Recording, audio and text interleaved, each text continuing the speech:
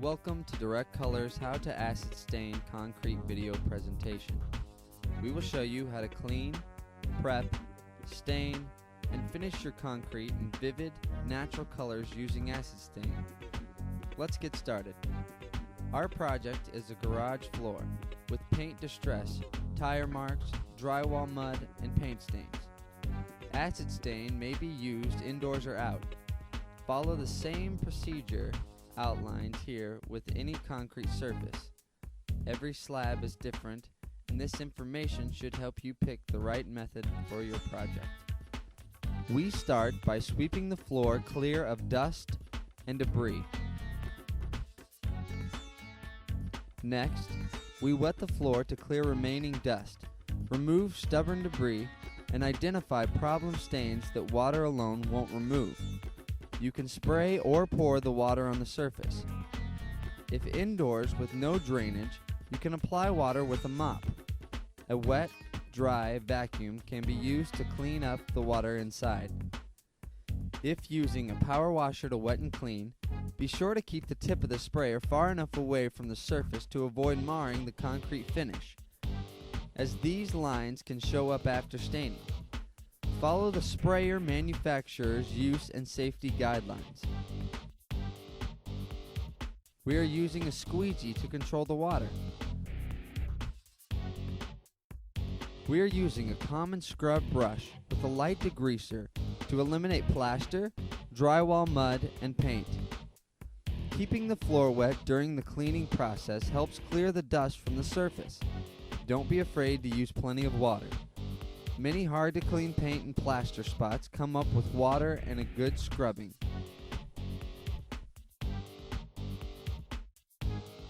For some of the surface contaminants, a wire brush and chemical removal may be necessary.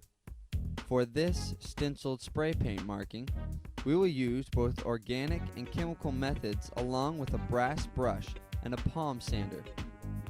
We want to turn this square pattern into a diffuse marking that will blend in with our finish. Paint or lacquer thinner are a good way to dissolve surface materials such as paint, plaster, oil, drywall mud, or pet stains.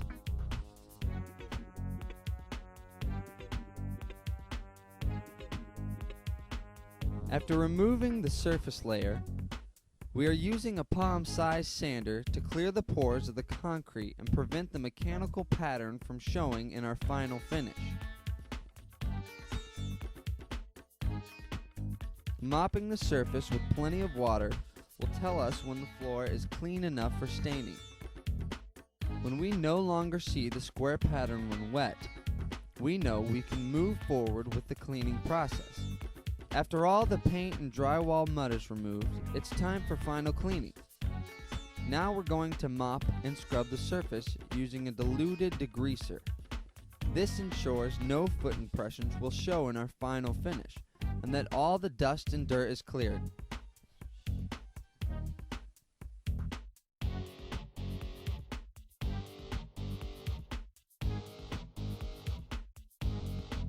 We soak up our excess water with a wet, dry vacuum, and our floor is ready for staining. To prevent the stain from running into the driveway or patio, it will be best to tape down a thin plastic sheet.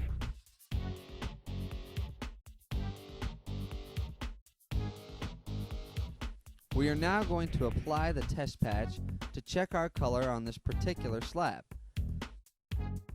Our test patch is in and out of the way corner, and using a foam brush, we make a non-distinct shape. This is when different water dilutions are tested. The color of the liquid is no indication of the final color, as this is a chemical process and not a pigment-bearing color. After allowing the required activation time, we neutralize and rinse the test patch. After the test patch is complete and the desired shade achieved, we fill our sprayer to begin the overall stain. Always make sure your spray nozzle is tight before pumping pressure into the sprayer. Using a sheet of cardboard, we set our spray pattern to a nice, even mist. We are using a plastic paint shield to protect the walls along the edge of the floor. You may also choose to mask the walls with plastic sheeting. When spraying the stain, keep the nozzle pointing straight down to avoid drips. By applying the stain in overlapping circles, we avoid rainbow patterns or lines in the finish. For some applications, such as an old surface or when a more even coloration is desired, the applicator may want to scrub the stain into the surface with a brush. This causes the stain to take darker and more evenly without so much variance in the finish. Typically, you will want to simply spray the surface and allow it to activate without brushing. After the first coat has been applied and allowed to dry a bit, we will spray a second coat to assure full coverage. Be careful not to put distinct impressions in the wet stain, as these may appear in your finish. Spiked shoes or plastic bags on the feet are a good method of moving on the floor before it is neutralized. If the stain is applied too thickly, runs can occur. This slab has many low places and a slant towards a corner where some pooling has occurred. These areas tend to stain darker since the area is wet longer. The stain residue can appear as many different colors, such as green, yellow, or brown, and these are not an indication of the final color.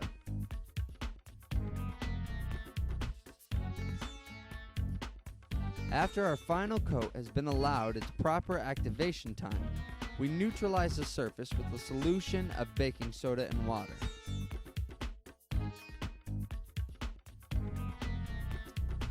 This removes the acidic properties of the residue and converts it to inert materials, ready to be vacuumed and washed up.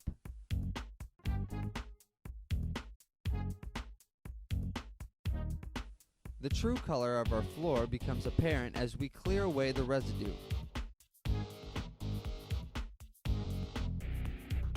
When the floor is dry after residue removal, we are ready to seal.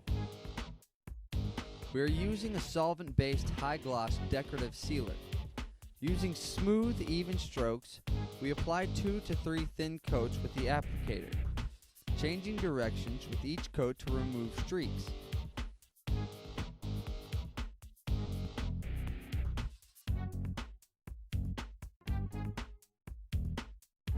Several thin coats are better than one thick coat. Sealers can be rolled, sprayed, or applied with an applicator as shown here.